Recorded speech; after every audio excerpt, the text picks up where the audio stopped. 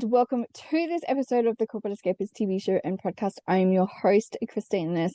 I am delighted to have the very beautiful Nancy joining us. Welcome, lovely. Thank you very much, Christine, for having me on your podcast. I'm really excited to see what we can talk about and, hopefully educate other people in your audiences, my audiences, about business. Absolutely. I am so excited about today because let's just face it, business is hard work. So I think, it's a little bit of a pep talk, but it's also like some realities of, what it is like in business. So I'm going to hand it over to you. Everybody who listens to the shows knows that I get carried away. So I will stop for a moment and I will allow you to introduce yourself, lovely. Thank you very much, Christina. So I'm originally from Canada, but I've spent the last 25 years making my home in the UK. I'm an international business consultant and intellectual property law specialist in AI, robots, and big data. I mix the best of legal expertise and practical business insights together. And so what really sets me apart is that ability to break down those really difficult legal concepts into simple strategies that resonate with businesses all sides. So education really has been my driving force in my career. I completed my first master's in international business law in 2020. I then continued to an MBA at the International Business Management of Institution of Berlin. I'm now just doing my third master's, which is international intellectual property law at the University of London, and I will be done that shortly. I've also got this book coming out, which I'm really excited to announce. It is going to release in December 2024. You can purchase pre-orders. I've got a lot of pre-orders already in place, which is really great, and I really am appreciated to those people who have pre-ordered. And it's a really rewarding journey for me, and I look to share it all with you. And maybe through our podcast, we could talk about little tips of it. You can follow my page on Facebook, my author page. Yeah, we're going to pop all the details below so people can reach out to you. But I absolutely love the fact that, we're talking about AI. Like, I am obsessed with it. I think it is absolutely amazing. However, a lot of people are confused of what is owned by AI or what's owned by them. Yes, I mean, I could probably take over your podcast for about 6 or 7 hours on that topic. I just wrote an article actually about possibly co-ownership. At the moment, with intellectual property laws, a robot or artificial intelligent animal can't own the IP. And so that leaves it really in a lingering space. But if we got to a law, because when you input something, let's say in ChatGPT or in Midjourney, you are contributing to that creative side of it. The important, though, which is really important, is to be aware of copyright infringement, because when you are using ChatGPT, you are pulling content from the internet, which other people have written. So use maybe ChatGPT as a template, but then amend it to your creative, because that's what intellectual property is the creative flow from you. I know that, intellectual property is owned by jurisdiction. So at the moment, the USPTO doesn't accept the ChatGPT, you use that to create. But there are a lot of countries now that are saying if you input 50% of it and then the other 50%, you can possibly get copyright protection on that. If we take a step back though, I mean, obviously I love ChatGPT. I love using it because it, as a writer myself, we get, these mental blocks, these writer blocks, and, sometimes you just need a little prompting, those sorts of things. But how important is it, I think, for every business owner to understand that what they create is intellectual property for their business? Because I think a lot of people downplay it so much that they've gone and created this course, or they've gone and created, like, I mean, I create books, I've got a magazine, like all that sort of stuff. I mean, your own thoughts are your intellectual property. Yes, absolutely. And I just wrote an article about that. You can check it out on my LinkedIn page because I do believe that a lot of businesses skim over this intellectual property because they're not Mm, educated on it in the AI form, in the robotic form. But it's very important that you do an IP strategy and you understand and you get educated.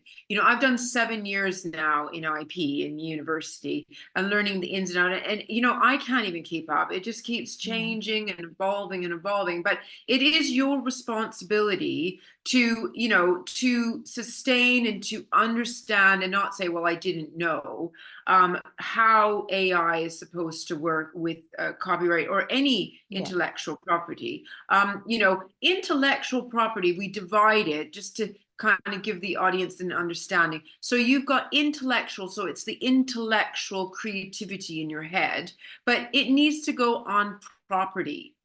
Okay, so that's how the two join together. But if you're not careful on how you use that intellectual property, it could bite you in the bum. There's yeah. a really good case with, the U.S. case with Meghan Markle, who, wrote a letter to her father and put her intellectual creativity on this piece of paper. She mailed it to him. He then sold it to a newspaper, and she won that case because he did not own the words on that paper. He might, Mm, he had the paper if he erased all the words on the paper and then gave it to newspaper, which wouldn't be worth anything. But at that point, he was not allowed to do that because it was her words and her copyright. So that's why, she won that yeah, case. In many cases with authors at the moment, there are a lot of cases where they are suing ChatGPT. And, ChatGPT is a bit like a speeding ticket. So you might get away with it for a while, but yeah, as the laws evolve and as we move more into AI, be prepared that if you are using things and not crediting the source and just saying like this is mine, then you'll be in a bit of a pickle legally. yeah, absolutely. It's I mean, I know that even when I submit our books to our publishing distribution, like you've got to tick whether or not has AI, created any of this, to make sure that it is true, authentic pieces of work with it. So I know that so many places are getting a little bit more up to speed with it, but it also, I think the onus comes back on the individual ourselves, and we've got to take that ownership ourselves to actually go, well, if I've used it, great. How much research then do I need to go and do? Is this truly mine, or has it all been created? And am I maybe plagiarism, for other pieces of work? Yeah, look, there's this stigma like, oh, don't use ChatGPT.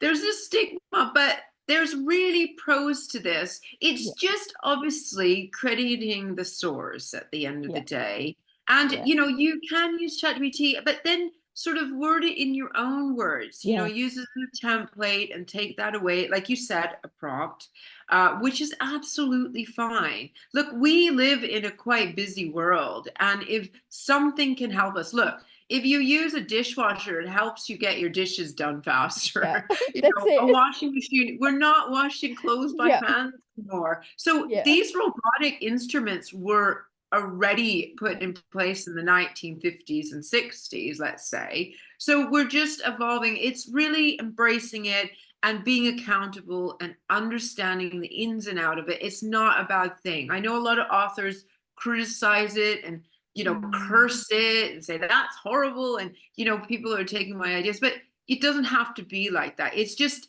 everything in moderation. yeah, absolutely, absolutely. I really would love to chat a little bit about your business journey. I mean, you've obviously experienced, when we've gone through, like, obviously study, you've gone into business, you would have experienced so many different changes. What has probably been, obviously, we've talked a little bit about AI, but what's been some of the remarkable changes that you've seen within the business world? Oh, there's lots, Christina. I think basically it's a lot of ways that the businesses are structured these days. Yeah. I started my company in 2018, but I've always been an entrepreneur. I think my first, business was a lemonade stand when I was 7, and I did very well. I really loved it. I love Yeah. people, and was sort of serving it. And then, I set up a newspaper. I had a PR company for 18 years, and so I've seen, people come and go in the business field, but I think sometimes it's a bit too fast. You Yeah. see these people set up social media and Instagram and Facebook, and then they think they've got a business. And because the world Mm. is moving very fast, and especially social media shows that, they fail to just retract and put some foundation in place. And then you have a lot of meltdowns, and you have a lot of mental, breakdowns, because there was not enough structure in a business. So at the end of the day, even though things are going very quickly, just retract and put that structure in place so that you can Yeah. go faster at a faster speed with the structure in place. Yeah, I love that because as so many people go, oh well, I'm on social media, I'm gonna get seen. It's like, well, so are a billion other people. So like what stands out is you. And I think a lot of business owners forget that you are really the essence behind everything. Absolutely. But also, when you are starting a business, you have to understand that you're not your business. I Mm, like to use the analogy, and I do talk about analogies in my upcoming business book, which is coming out in December. And one of the analogies I like to use is that a business is like deciding to have a child. So you have to give that child 9 months in the womb to build that structure. And when the baby comes out, mm, you want to tell everybody, oh, look, I'm pregnant and I'm going to have a baby. And they're all really excited. And that's the idea stage. You should wait a bit. I mean, most cases you don't tell anybody that you're pregnant until about 5 or 6 months down the mm. line, just so that you know that the baby's going to have a healthy opportunity. But if you jump in like a business, say, oh, I'm going to start an idea, but there's no action behind it, then that's no good. And then when the baby comes out, like, honestly, your friends will stay away because they don't want to be around you when you had no sleep. Yeah, So you will have the challenge of those friends and family continuing to support you, and you see people drop off.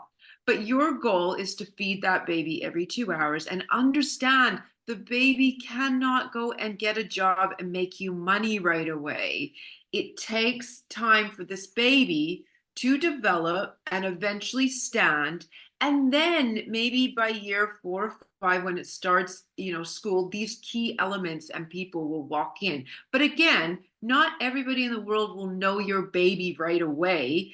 yeah, This baby has to develop trust, a skill, a talent before anybody is going to acknowledge it. And it can take years. It can yeah. take years for that. So you must remember that when you start a business, it is not overnight success, and it takes time for people to trust you and buy into your product or services.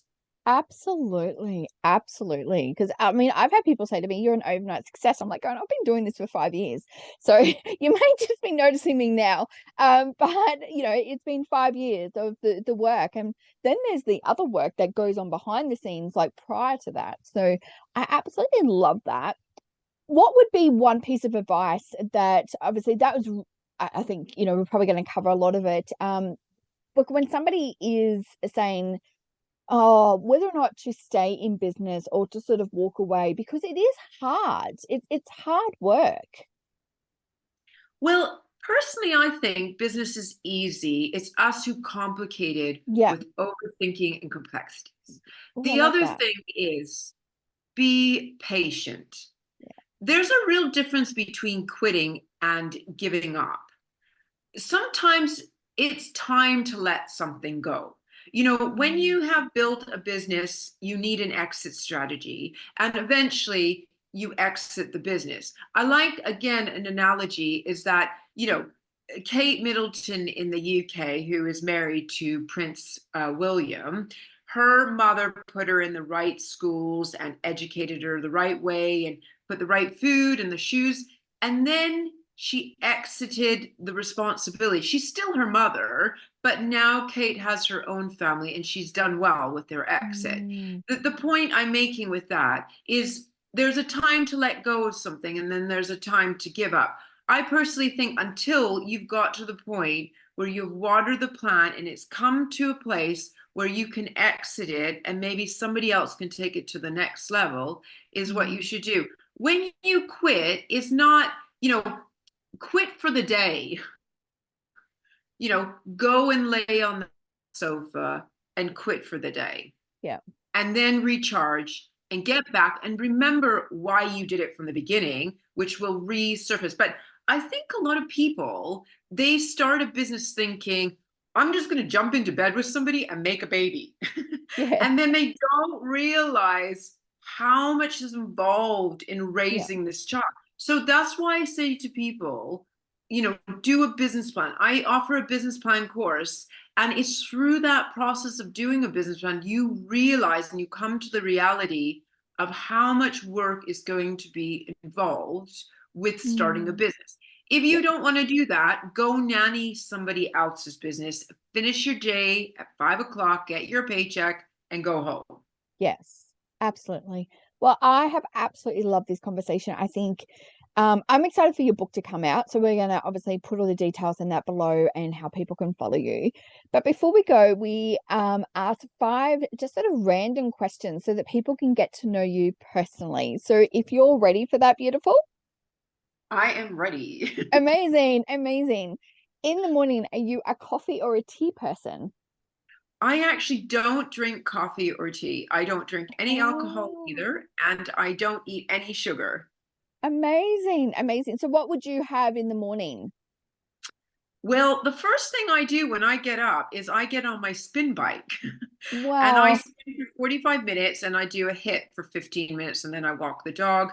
And then I Yeah. have some yogurt with some berries. But yeah, Yeah. I drink a lot of, I actually, the first thing I do drink is my fiance brings me a cup of hot water with ginger. So I do Lovely. have that actually. Yeah. Yes, yes. Amazing. Amazing. If you got some downtime, would you prefer to curl up and read a book or watch a movie? Well, I don't watch TV, Yeah. so I think it's reading. Yeah. Yeah, And I definitely. like to zone out. I do meditate every morning as well. And Yes. I think when you zone out and you're just a lot, you're in a calm space, you can focus a lot better in life. Absolutely. Absolutely. Meditation has been a game changer for me. So yeah, I totally agree with that. If you were to go on a beautiful vacation, would you prefer to travel by boat or plane? Oh, both. Yeah, why not? I'll take the plane Okay. and land it on a boat and then, Yes. um Exactly. I think both would be enjoyable. I mean, these days when you go to the airport, you're going through a lot of security Yeah. and you're going through a lot of baggage and it is quite long. Yeah. But did you say train and plane No, or both? boat or plane. Okay, boat's really nice too because you can see the ocean view and Yes. so forth. So I think if I'm just traveling with my partner and I want to get away from him for a bit, it's a bit stuck because I can't go because Yeah. on a boat you're gonna see him. No, I think probably plane. Yeah, Yeah. for sure. Amazing. Amazing. And if you were to have a dinner party and you can invite one person from either the past or the present, who would that be? Oh gosh, that's a really hard one because I do a lot of dinner parties actually. There's so many people. I mean, I think I would love to invite Michelle Obama and Obama because I just think they've Mm, done a lot for society and they're really good people as well. I think yeah. Oprah Winfrey would be very interesting as well. Um, Yes. maybe like Stephen Hawkins would have been really interesting to meet as well. I Yeah. don't know. There's so many people. I'll I invite them know. all. I I'll know. invite It's a hard choice. It is And really it hard, is. yeah. It is. And if you could describe yourself in just one word, what would that be? Consistent. Oh, I love that. I Yeah, love it. and very ambitious and driven and there's so many words. Focused. I Yeah. like to work and get things done, but consistency has been my rule, especially Yeah. this year. It's very boring. I don't want to get up and do my spin some days, but then I Yeah. say to myself, if you don't do it every day, you won't get the results because things don't happen over the night. So it's this repetition, this consistency, this routine thing that Yeah. will get you success. Absolutely, absolutely. Well, I just want to thank you again. I know that it is very late where you are, so I appreciate you staying up and sharing your gifts with us. We're going to pop all the details of how you can reach out to Nancy below. But thank you so much for sharing today with us, and I would absolutely love to have you back. Thank you very much, Christina. And I've really enjoyed your company. You've got great energy, and I wish you success at whatever you're doing in your life as well. Thank you so much. And thank you to everyone who has watched this episode. If you have liked it, make sure you hit that like and subscribe button. And remember to leave your comments below. And remember to live life to the fullest every single day. Love and light to you all.